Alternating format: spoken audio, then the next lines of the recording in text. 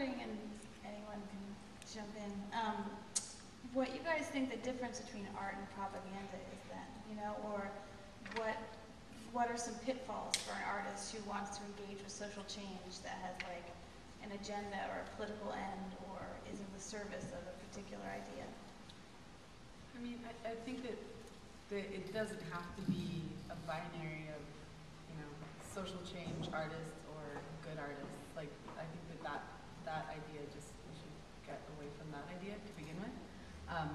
But it's absolutely possible, I think, to create beautiful art that is insightful or is in service of something else without having to only be in service of something else.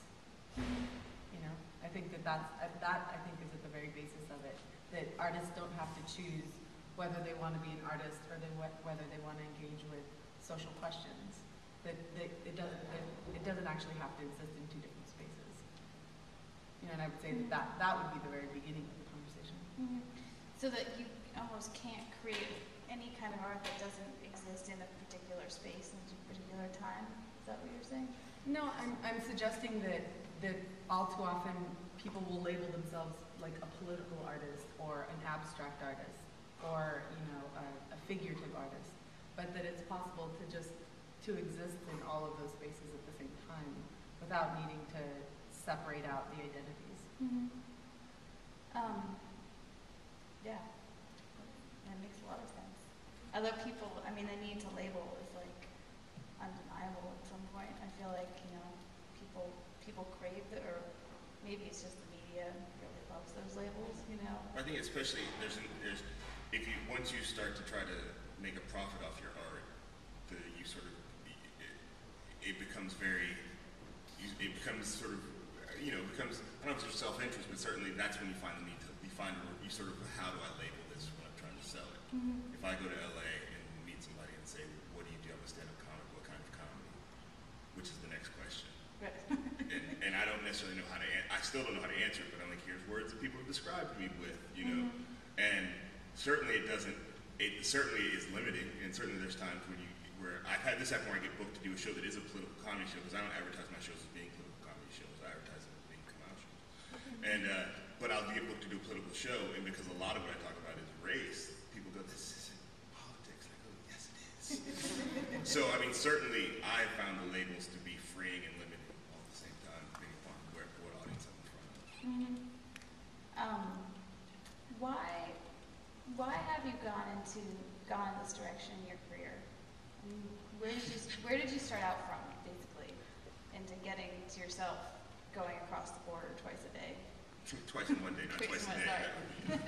I started out like a lot of comics. I just started out trying to say things that were funny, and I just found that the subject matter that challenged people was the stuff that I did about, not challenged, but I felt like I had the most trouble with, I guess, because it's all my fault basically, is the race stuff.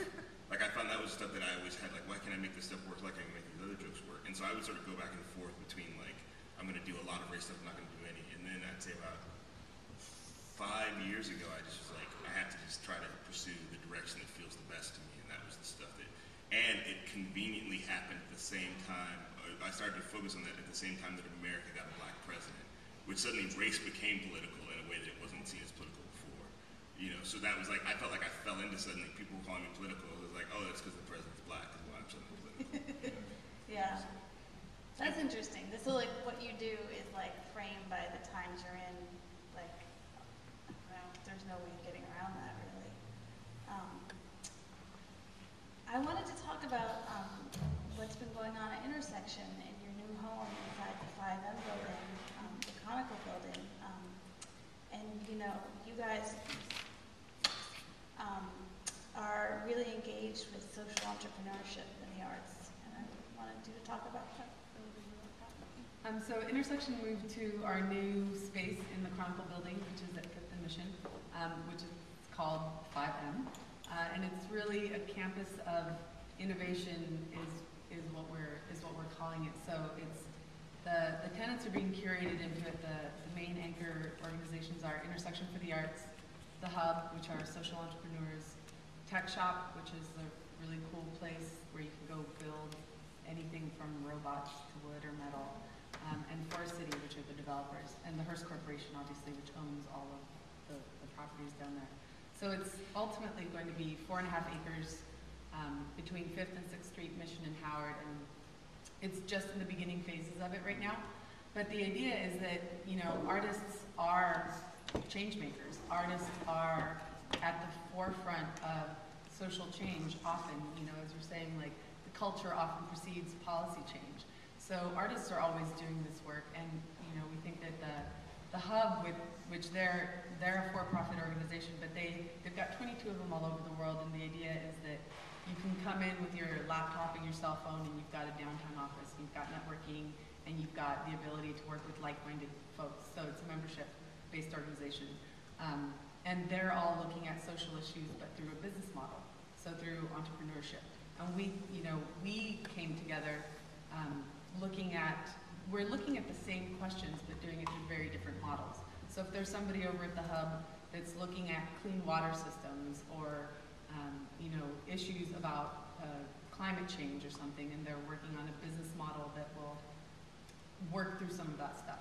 We're working with artists that are looking at those same questions, so we're looking at each other saying, we're both talking about the same thing but have a very different way of doing it. What can the artists learn from social entrepreneurs? How can artists get away from that idea of the romantic starving artist, because it's just not romantic, you know, it's hard.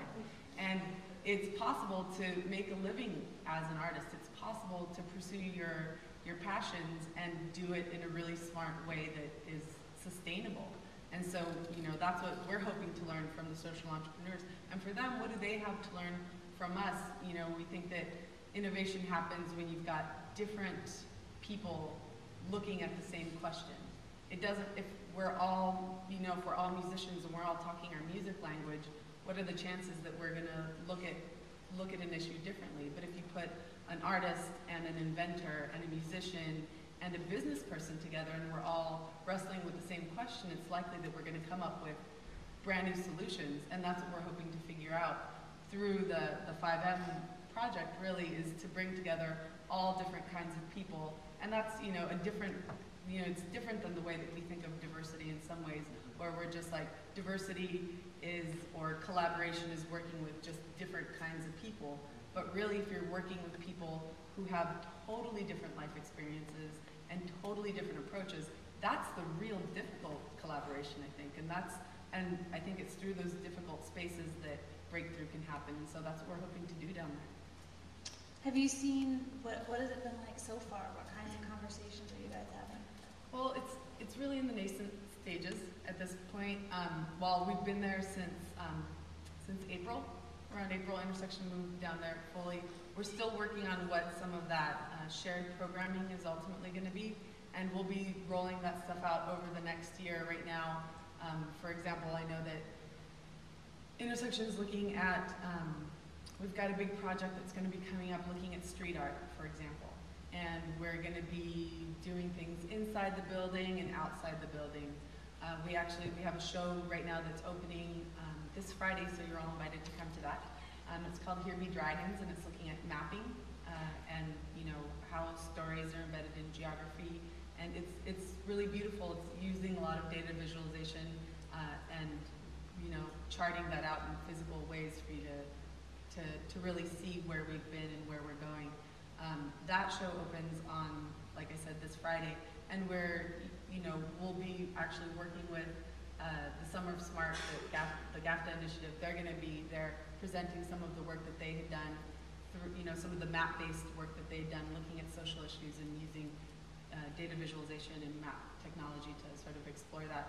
A lot of the folks over at the hub are interested in that because they're trying to figure out how they tell their story, and sometimes the visual representation is one way to do that. Mm-hmm.